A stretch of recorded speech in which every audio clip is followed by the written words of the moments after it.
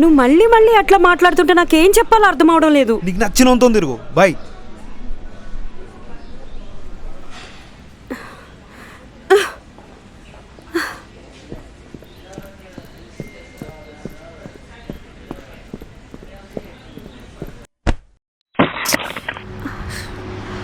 ఏ నాయనా, నేను ఆనంద్.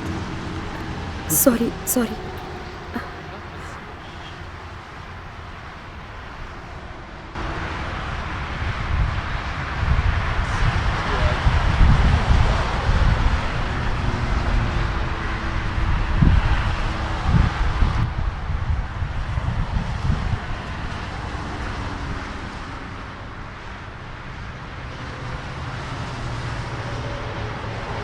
నాయనా ఎక్కడికి వెళ్తున్నావు? ఇంటికి. పర్లేదు, నేను డ్రాప్ చేస్తాను. వద్దు. బైక్ ఇక్కడ